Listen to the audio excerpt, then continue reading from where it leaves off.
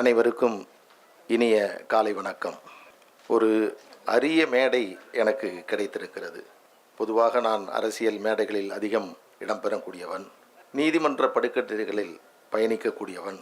இது போன்ற ஒரு இலக்கிய மேடை, ஒரு நூல் வெளியீடு விழா, இது போன்ற ஒன்று கிடைப்பது என்பதே அரிதிலும் அரிதானது.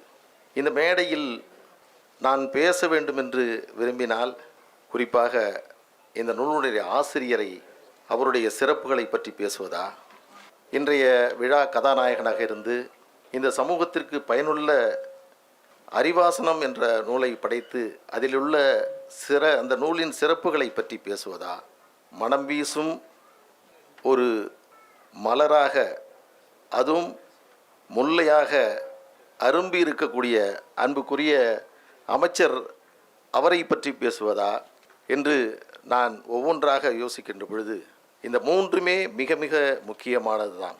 அமைச்சர் இந்த விழாவிற்கு வந்திருப்பது மகுடமுடி அவர்களுக்கு மட்டுமல்ல, அவருடைய குடும்பத்தில் ஒருவனாக இருக்கக்கூடிய எங்களுக்கெல்லாம் மிகப்பெரிய பெருமை. அந்த வகையில் அமைச்சர் பெருமக்கள் வந்ததை நான் மகிழ்ச்சியோடு இந்த நேரத்தில் அவரை வரவேற்கிறேன், வணங்குகின்றேன். அமைச்சர் வந்துவிட்டால் நிச்சயமாக அவருக்கு கோரிக்கை வைக்க வேண்டும். இந்த விழாவில் அமைச்சருக்கும் நாம் கோரிக்கை வைக்கப் போகின்றோம். அதே போன்று இந்த நூலுடைய ஆசிரியருக்கும் நாம் கோரிக்கை வைக்கப் போகின்றோம். அருமை சகோதரர்களே, மருத்துவர் மகுடமுடி அவர்கள் ஒரு குக்கிராமத்தில், ஒரு சாதாரண கிராமத்தில் மருத்துவராக பணியாற்றி பலதரப்பு மக்களுக்கு அவர் கொடுக்கக்கூடிய அந்த மருத்துவ சேவை என்பது இந்த காலத்திற்கு மிக மிக அவசியமானது, யாரும் செய்யாதது, செய்ய முடியாதது. ஏனென்றால் பல லட்சங்களை கொட்டி மருத்துவராகின்ற பொழுது அந்த லட்சத்தை எடுக்க வேண்டும் என்பதற்காக நகர்ப்புறத்தை நோக்கி செல்லுகின்ற காலத்தில் அவர் ஒரு கிராமத்தில் ஏழைகளுக்கு, எளியவர்களுக்கு, கிராமப்புற மக்களுக்கு சேவை செய்ய வேண்டும் என்று அந்த உன்னதமான சேவையை செய்து வருகிறார். என்னுடைய தாயார் ஏறக்குறைய 100 கிலோமீட்டருக்கு தொலைவிலே இருக்கிறார். விடியற்காலை ஏதாவது என்னுடைய தாயிடமிருந்து ஒரு தொலைபேசி வந்தால் 85 வயதை நெருங்கிவிட்டது, நிச்சயமாக எனக்கு ஒரு பதட்டம் வரும், ஏதோ உடம்பு சரியில்லை என்று. டேய் பாலு, எங்கடா இருக்க? என்னம்மா, எனக்கு கொஞ்சம் உடம்பு சரியில்லை என்று சொன்னவுடன் நான் சொல்லுவேன், அம்மா நீங்கள் வந்து அப்போல்லோ வாங்க, சிம்ஸ் வாங்க, இங்கே இருக்கக்கூடிய எம்ஜிஎம் வாங்க, உலகத்தரம் வாய்ந்த ஒரு மருத்துவத்தை நான் வந்து உங்களுக்கு தரணும், நான் இன்றைக்கி சென்னையில் இருக்கேன்னு நான் சொல்லுவேன். என்ன கொல்லணும்னு முடிவு பண்ணிட்டியா? ஒரு காலத்துலேயும் நான் சென்னைக்கு வரமாட்டேன். என் தாயார் ஜெயங்கொண்டத்திலிருந்து சொல்லுவது, என்னை டாக்டர் மகுடமுடிகிட்ட ஒரு கார் வச்சு அனுப்பு, அவர் எனக்கு 4 மாத்திரை கொடுப்பார், அது போகிறோம் என்று சொல்லுவார். நான் அதற்காக ஒரு வாகனத்தை ஏற்பாடு பண்ணி அங்கே அனுப்புவேன். 6 மாதம் எந்த பிரச்சனையுமே இருக்காது. அப்புறம் திரும்பி கால் வரும், அவர் என்ன மாத்திரை கொடுக்குறாரு, அது இதனால் குணமடையுது, அது இதுவரைக்கும் எனக்கு தெரியாது. தமிழ்நாட்டில் ஒரு பெரும் அதிசயம் நிகழ்ந்திருக்கிறது, ஒரு அரசியல் அதிசயம். இந்த விழாவினுடைய கதாநாயகன் மருத்துவராக நமக்கு அடையாளப்படுத்தப்பட்டு விட்டார். ஒருவேளை அவர் திரைத்துறையில் நடித்த ஒரு கதாநாயகனாக இருந்திருந்தால் 10 ஆண்டுகளுக்கு முன்பு தமிழ்நாட்டினுடைய முதலமைச்சராக நிச்சயமாக மகுடமுடி அவர்கள் வந்திருப்பார். ஏனென்றால் இப்பொழுது இருக்கக்கூடிய தமிழக முதலமைச்சர் மாண்புமிகு விஜய் அவர்களுக்கும் நமது மருத்துவர் மகுடமுடி அவர்களுக்கும் ஏராளமான பொருத்தங்கள் இருக்கிறது. அந்த வாய்ப்பை நாம் நழுவி விட்டோம். ஆனால் இன்றைக்கும் கதாநாயகனாகத்தான் நம் முன்னால் அவர் நமக்கு தெரிகிறார். ஒரு பெரும் மகிழ்ச்சி. இந்த நூல் அறிவாசனம் என்ற நூலை படைத்திருக்கிறார். நான் பார்த்தவுடன் கொஞ்சம் குழம்பிட்டேன். அரியாசனம் தான் பலர் நாம் பயன்படுத்துவோம். அறிவாசனம் என்ற ஒரு நூலை அவர் படைத்ததும், அதிலும் குறிப்பாக மாணவர்கள் சார்ந்து இந்த நூலை அவர் படைத்ததும், அவர் சார்ந்த துறையை தாண்டி அவர் இதை செய்திருக்கிறார். இதற்கு முன்பு இதயம் காத்தது எளிது என்ற நூலை படைத்தவர், அதே போன்று ஜேர்னி இன்டு தி ஹார்ட் என்ற நூலை படைத்தவர், இதம் தரும் இதயம் என்ற நூலை படைத்தவர், மிகச்சிறந்த எழுத்தாளர். இன்றைக்கு இந்த நூல் படைத்திருக்கிறார். இந்த நூலை பள்ளி கல்வித்துறையினுடைய அமைச்சர் வெளியிடுவது, அதை பெறுவது என்பது ஒரு பொருத்தமானது. இந்த நூல் ஏறக்குறைய மாணவர்களோடு நேரடியாக பேசுவதைப் போன்று, அவர்களுக்கு செய்தி சொல்வதைப் போன்று இந்த நூலை முழுமையாக வடித்திருக்கிறார். பல்வேறு செய்திகள் இருக்கிறது. இந்த நூல் உள்ளே சென்றால் பல செய்திகளை சொல்ல வேண்டும். அமைச்சர் வெளியே செல்ல வேண்டும் என்று, உடனடியாக அடுத்த நிகழ்ச்சிக்கு செல்ல வேண்டும் என்று சொன்னார்.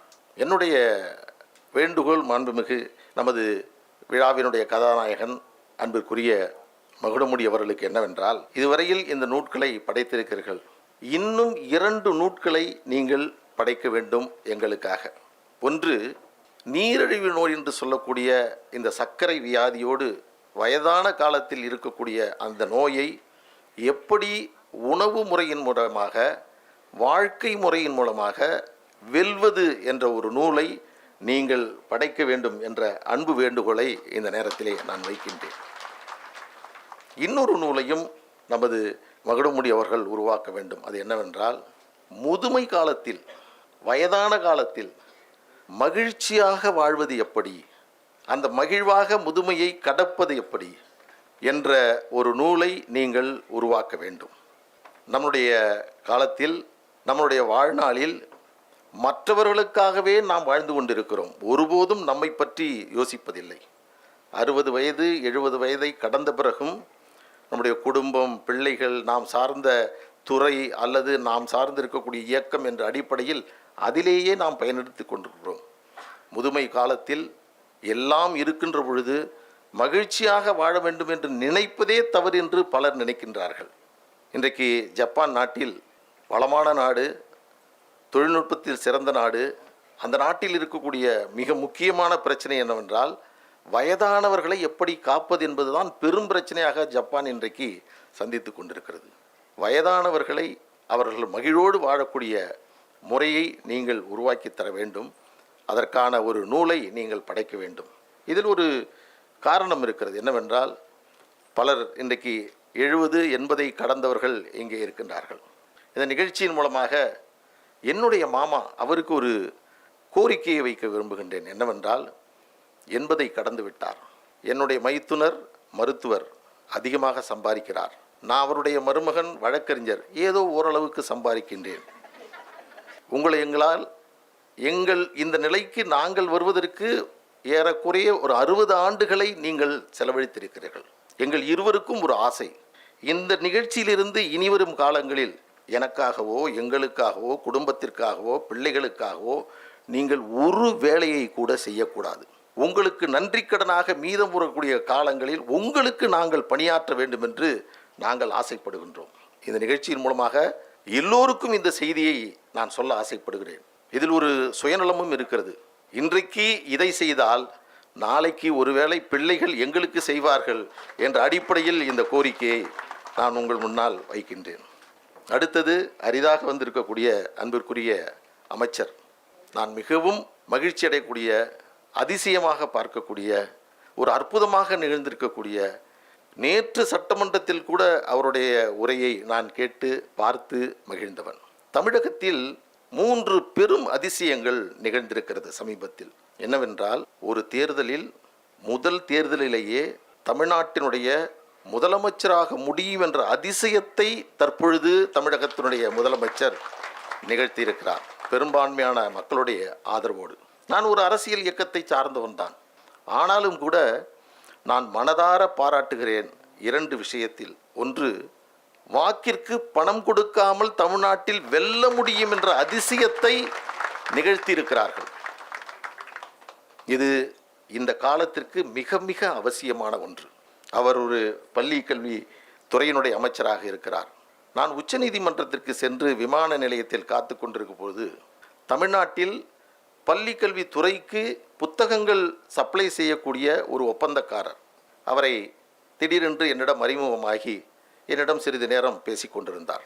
ஒரு செய்தியை என்னிடம் சொன்னார். நான் அதிர்ந்து போனேன். என்னவென்றால், நாங்கள் தமிழ்நாடு பாடநூல் நிறுவனத்திற்கு புத்தகங்கள் நாங்கள் சப்ளை செய்கிறோம். புதிதாக ஆட்சி வந்தது. ஆட்சி வந்த பிறகு அமைச்சரும் மற்ற அதிகாரிகளும் எங்களை அழைத்து பேசினார்கள். நீங்கள் தொடர்ந்து புத்தகங்களை தமிழ்நாடு பாடநூல் நிறுவனத்திற்கு வழங்குங்கள். அதில் ஒரு மாற்றம், இதற்கு முன்பு வரை நீங்கள் கொடுத்த தொகையில் இருந்து 15 விழுக்காடு நீங்கள் செலவு செய்ய தேவையில்லை. நான் பார்ட்டி ஃபண்ட்லாம் சொல்ல, எதுவுமே சொல்ல, நீங்களாக யாரும் நினச்சக்கூடாது.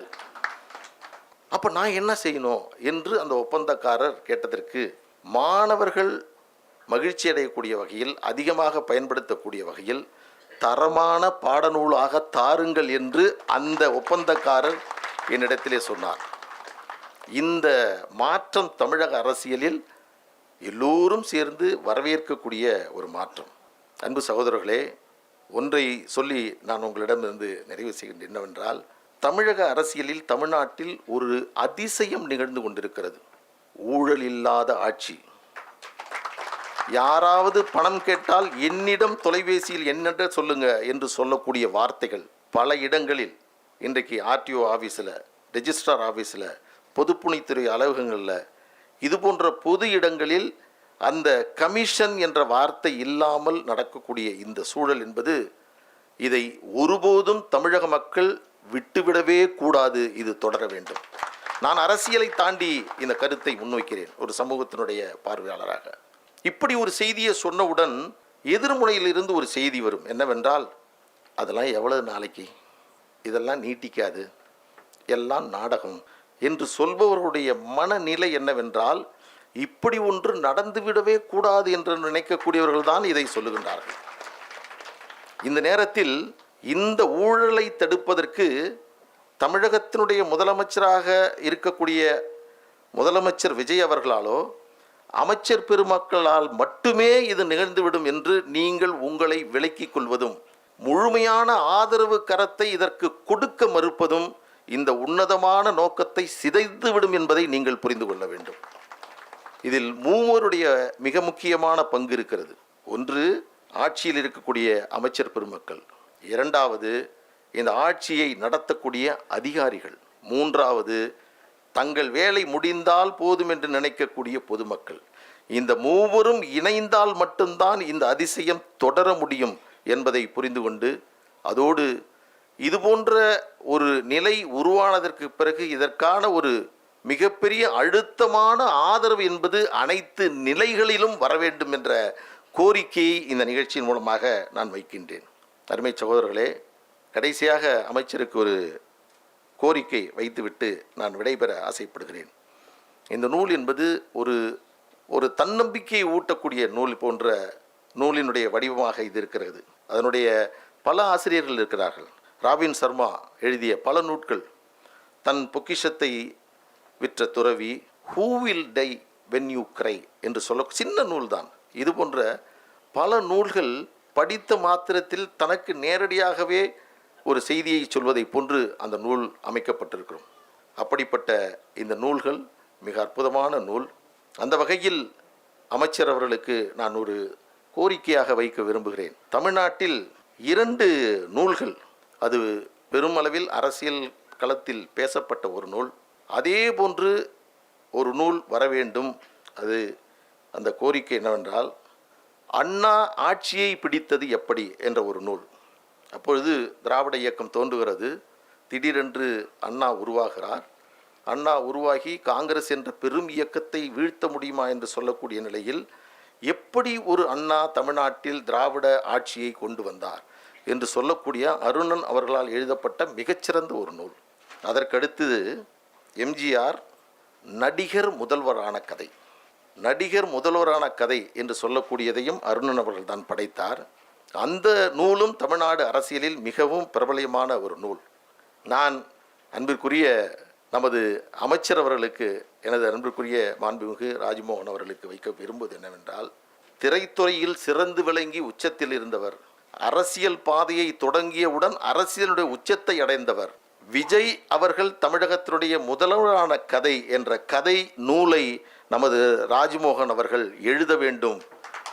அது இளம் தலைமுறையினருக்கு ஒரு பெரும் பாடமாக அமைய வேண்டும். ஒரு மிகப்பெரிய அதிசயம், இந்த அதிசயத்தை நிகழ்த்தியிருக்கிறார்கள். நான் வேறு எனக்குன்னு ஏதாவது கோரிக்கை வைப்பேன்னு அமைச்சர் நினச்சிட்டு இருப்பார்.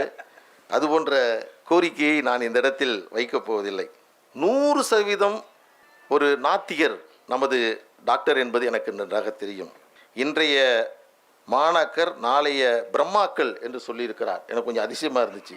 பிரம்மா என்ற வார்த்தையை அவர் இதில் பயன்படுத்தியிருக்கிறார். இன்னொன்று, பிள்ளைகள் மேல் அன்பு காட்டுவது இனிமை, அவர்கள் தவறு செய்யும் பொழுது கண்டிப்பது பெற்றோரின் கடமை. இதை சம அளவில் நாம் செய்ய வேண்டும். எதில் ஒன்று கூடுதலாக சென்றாலும் அது நாம் பிள்ளைகள் வளர்ப்பதில் வேறு விதமாக அமைந்துவிடும்.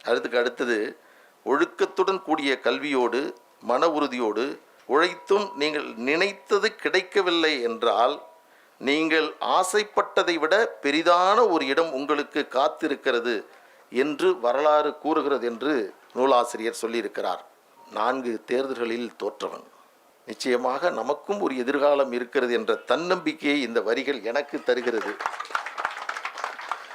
என்று சொல்லி ஒரு அற்புதமான நிகழ்ச்சி. இந்த நிகழ்ச்சியில் கலந்திருக்கக்கூடிய அத்தனை பேருமே சிறப்புக்குரியவர்கள். இந்த நிகழ்ச்சியில் பங்கேற்றிருக்கக்கூடிய வரவேற்ற அன்பிற்குரிய இளம்பரிதி அவர்களுக்கும், அன்பிற்குரிய நளின் விமல்குமார் அவர்களுக்கும், ரவி சுப்பிரமணியம் அவர்களுக்கும், எனது அன்பிற்குரிய மாண்புமிகு அமைச்சர் பள்ளிக்கல்வித்துறை, தமிழ் வளர்ச்சி, செய்தி மற்றும் விளம்பரத்துறை அமைச்சர் ராஜ்மோகன் அவர்களுக்கும், பேராசிரியர் முருகன் அவர்களுக்கும், ஆக்கம் மதிவாணன் அவர்களுக்கும், நாங்கள் இருவரும் தொலைக்காட்சி விவாதங்களில் அனர்வர்க்க விவாதங்களை செய்தாலும் கூட கண்ணியம் என்பதை தவறவிடாமல் விவாதம் நடத்தக்கூடிய அன்பிற்குரிய லயோலா மணி அவர்களுக்கும், தமிழ்நாடு புதுச்சேரி பார் கவுன்சிலில் ஒரு அதிசயமான ஒரு உறுப்பினராக என்னோடு வெற்றி பெற்றிருக்கக்கூடிய வழக்கறிஞர் ராஜேஸ்வரி அவர்களுக்கும், அரசு வழக்கறிஞர் ராஜ் பிரசன்னா அவர்களுக்கும், அன்பிற்குரிய ஜெகதீசன் அவர்களுக்கும், அண்ணாதுரை அவர்களுக்கும், நிகழ்ச்சியை தொகுத்து வழங்கக்கூடிய சங்கர் அவர்களுக்கும், இந்த நிகழ்ச்சியில் பங்கேற்றிருக்கக்கூடிய அனைத்து தமிழ் உறவுகளுக்கும், மகுடமுடியார் அவருடைய இல்லத்தில் வந்திருக்கக்கூடிய உறவினர்களுக்கும், பத்திரிகை தொலைக்காட்சி நண்பர்களுக்கும் எனது மனமார்ந்த நன்றியை தெரிவித்து, உங்களுடைய மருத்துவ சேவையோடு இந்த எழுத்துச் சேவையும் தொடர வேண்டுமாய் அன்போடு வாழ்த்தி வணங்கி விடைபெறுகிறேன். நன்றி, வணக்கம். இந்த வீடியோ உங்களுக்கு பிடிச்சிருந்தா லைக் பண்ணுங்க, ஷேர் பண்ணுங்க, கமெண்ட் பண்ணுங்க.